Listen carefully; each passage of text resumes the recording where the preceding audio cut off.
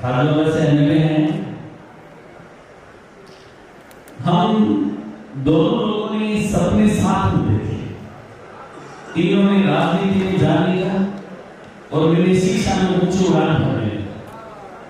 ये क्लास में भी कई बार शेयर करता हूं मैं, लेकिन किसी क्लास में शेयर नहीं किया और तो सुन लो। ये साधु स्कूल के पास में हॉस्पिटल है, वहां डॉक्टर थे और मैं साधु स्कूल में लेक्चरर था। मेरा पीरियड खाली होता था, इनके पास चला जाता था। मेरे से बात करते कि यार करोना मेरे यहाँ नहीं लग रहा है, इसमें मैंने कहा सर मेरा नहीं लग रहा है, तू क्या करेगा यार? मैं सर ऐसे में बच्चों को जॉब लगाने का एक फैक्ट्री खोल देना चाहता जो आए और जॉब लग जाए। मैं कहा सर आपका मन क्यों नहीं लगता, आप क्या करना चाहते हो? फिर मैं राजनीति में जाना चाहता हूं।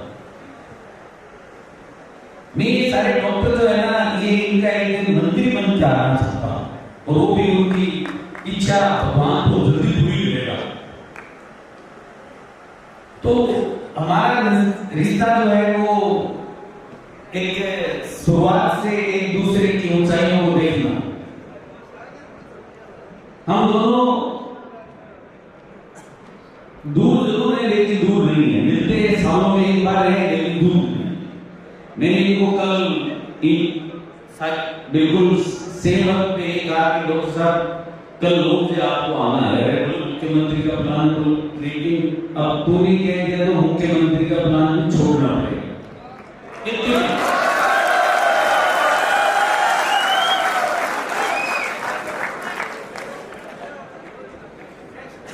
तो ये आज आए, मेरे दिल को बड़ी खुशी मिली। मेरे को लगती थी कि नहीं आएंगे, लेकिन आए। दूसरे मुख्य अतिथि के तौर पे भूपेंद्र जी मीणा बैठे हैं। इन्होंने आईआईटी जो सबसे मुश्किल एग्जाम है हिंदुस्तान का, उनमें बीकानेर में नीम का पत्थर रखा है और आज भी ऊंचाइयों पे हैं। आज भी 1 नंबर पे हैं, जिस दिन शुरू किया था उस भी 1 नंबर पे थे, मेरी तरह है। गया आज इस मुकाम पे युवा क्लासेस है। मैं सारे इतिहास का वर्णन नहीं करूंगा, लेकिन 23 फरवरी को मेरे स्वास्थ्य में गांव में शादी थी, शादी में गए हुए थे, लेकिन मेरे दिमाग में 33 सेंटीमीटर बाई 10 सेंटीमीटर का क्लोट जम जाता है और मैं एक साइड से पैरालिसिस हो जाता हूं।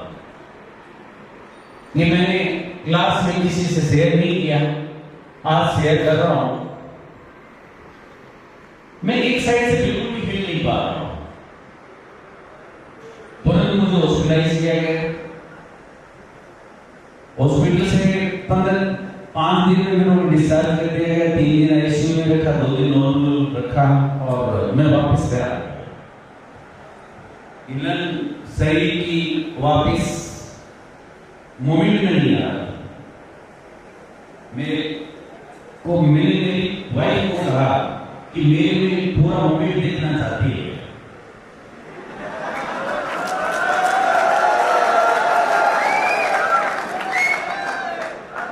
बोले आप दवा क्या है?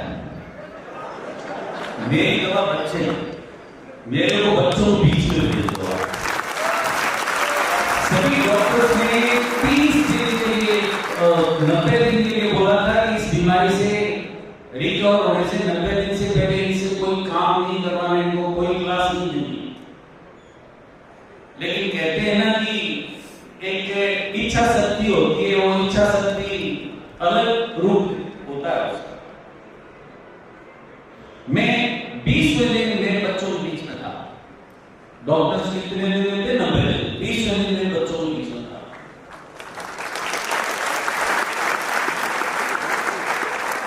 ये मेरे बच्चे मुझे क्लास में बुला रहे थे, मुझे आवाज सुनाई दे रही थी, मेरे कानों में गूंज रही थी, सर आप आओ, सर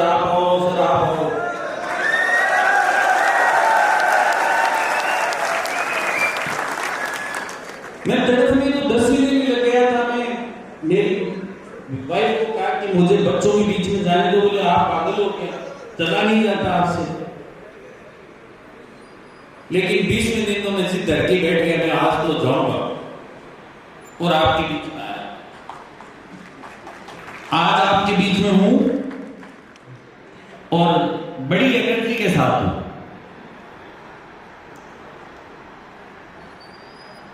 आगे इसी एनर्जी को बनाए रखेंगे, बड़ा इतिहास बनाएंगे, बीकानेर को नई चीज देंगे। जब भी कोई आइडिया पुराना हो जाता है तो आइडिया चलता नहीं, आइडिया पुराना हो जाता है, आइडिया चलता नहीं। तो ईवा क्लासेस को तो आपने देखा है, सीयूटी का exam, teacher grade exam, SSC का एग्जाम और एलडीसी का एग्जाम, पटवारी का एग्जाम, आरएएस का एग्जाम। आरएएस इस बार प्री के लिए लागू किया, अगली बार मेन के लिए लागू करेंगे। इस शहर को जो जरूरत है वो थी, इस शहर को बहुत जरूरत है। बच्चे कोई भी छोटी सी परीक्षा का नाम लेते हैं, कहते हैं सीकर भेजो, जयपुर भेजो, सीकर भेजो।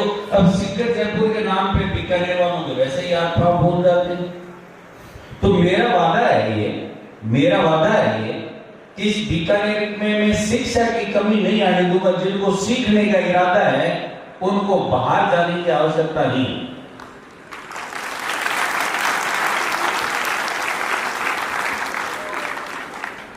इस परीक्षा के माहौल को मैंने समझ तो लिया ही है इतने सालों से। 19-20 का फर्क होता है और वो 19-20 का फर्क को पूरा करने के लिए मेरे पास पूरी फैकल्टियां बैठी हैं यहाँ पे। इस मंच पे आपका परिचय करवाना चाहूं तो बीकानेर में मैं जब 2004 में आया था, कटारिया और श्रीनिवास जी बैठे हैं, खड़े हो आप एक बार, दोनों खड़े हो आप। ये मैं 2004 में बीकानेर में आया था, 2024-17 ईवा क्लासेस 20 साल का हो चुका है, 21वां साल में प्रवेश कर चुका है। मैं ये मेरी पहली पाठशाला है, ये सरदार शहर के रहने वाले मेरे गांव पड़ोसी हैं। तो ये टीचर ग्रेड का कोचिंग चलाते थे उस समय, भविष्य कैरियर पॉइंट, और वो वास्तव में उसमें भविष्य कैरियर पॉइंट ही था। बीकानेर का मात्र कोचिंग सेंटर था जो उतने व्यापक लेवल पे चलता था। तो मैं एक दिन यूं ही मैंने तैयारी कर रही थी तो इंस्टीट्यूट छोड़ने गया, तो मैडम ने कह दिया कि मेरे हस्बैंड भी अंग्रेजी पढ़ाते हैं, तो इनके पास अंग्रेजी का टीचर थोड़ा सा परेशान थे। तो इन्होंने मेरे को बुलाया कि सर आप हमारे यहाँ सेकंड ग्रेड की क्लास ले लोगे क्या? मैंने पहले R&D किया, मतलब रिसर्च करना। 2004 से 2008 का मेरा रिसर्च का दौर था कि बीकानेर में क्या है, सबके हाथ मुंह में देके फेर के सब कुछ पता कर दो और फिर सबक शुरू करो। एक के साथ सफर शुरू किया। 2005 से 2009-2008 तक इनके यहाँ पढ़ाया। इससे पहले का मेरा सफर, मैंने रूट गलत ले लिया किशोर सर। बीकानेर में मुझे लाने वाला कोई व्यक्ति है तो वो किशोर।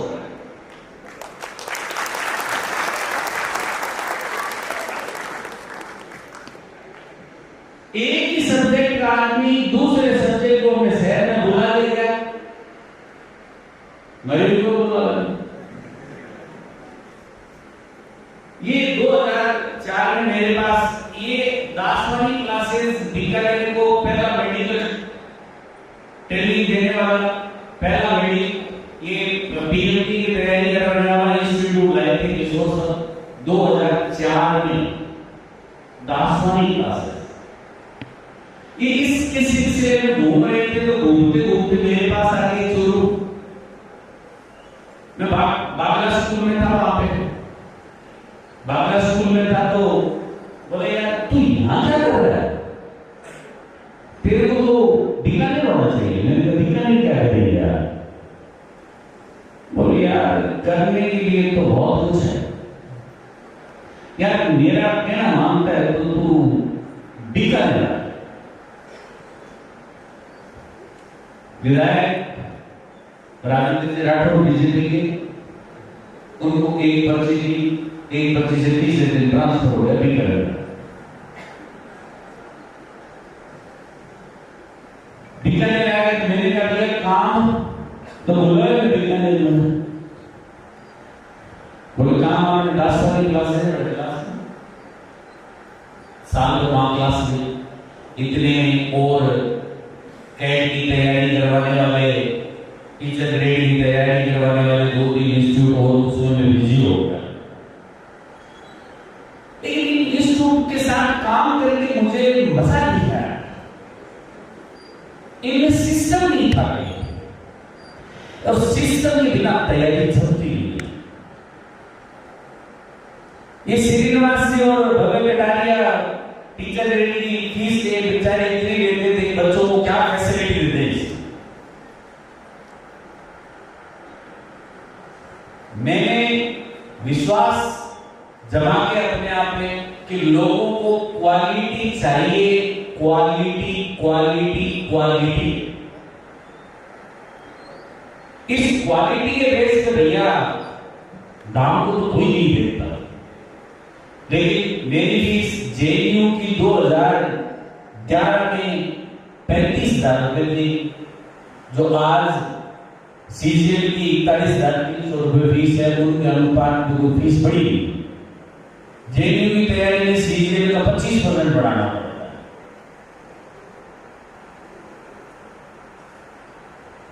तो फिर ये किशोर सर की और मेरी दोस्ती, दोनों के बीच में आज तक कोई अंतर नहीं आया। दोनों अपने अपने फील्ड में काम कर रहे हैं। दोनों को जब कोई पहला कांटा चुभता है तो तकलीफ होती है, तो सबसे पहले एक दूसरे को फोन करते हैं, भैया दिल तक तो तकलीफ हो गई। फिर साधु स्कूल में आने के बाद डॉक्टर विश्वनाथ जी के बारे में बताया, मेरे जैसे पागल को पागल जैसा सपना देखने वाला मिल ही जाता है, पागल को पागल जैसे सपना देखने वाला मिल ही जाता है। मैं सोचता था यार डॉक्टर साहब कहते हैं मैं डॉक्टरों को छोड़ दूंगा, फिर ऐसे बनाऊंगा, ऐसे बनाऊंगा, यार ये क्या सोचते हैं। मैं सोचता था तू क्या सोचता है कि मैं टीचर होऊंगा, टीचर होऊंगा इसके साथ ये बोलूंगा, ये बोलूंगा, ये बोलूंगा। 2 पागल आदमियों की जमती बहुत अच्छी है। अब इस साल के रिजल्ट पर, इस साल का रिजल्ट जो एसएससी का रिजल्ट था, बड़ा उतार चढ़ाव होगा। किस दिन पेपर में, किस दिन मार्किंग, किस दिन रिजल्ट एसएससी दोबारा जारी करते पता नहीं। लेकिन जब ये माहौल ना खत्म हो गया और तब तक मेरे स्वास्थ्य से रिकवर हो गया, स्वास्थ्य से रिकवर भी हो चुका था। अब इस समय में मैंने डिसाइड किया है कि मैं यार इस साल एक ऐसा समारोह करूं जो मुझे भी स्फूर्ति पैदा करे और बच्चों को स्फूर्ति पैदा करे, क्योंकि मुझे भी ऊर्जा की जरूरत थी। इस ऊर्जा को मिलने के लिए आज का मंच आयोजन किया गया है और उम्मीद है इस मंच से खूब ऊर्जा मिलेगी आपको,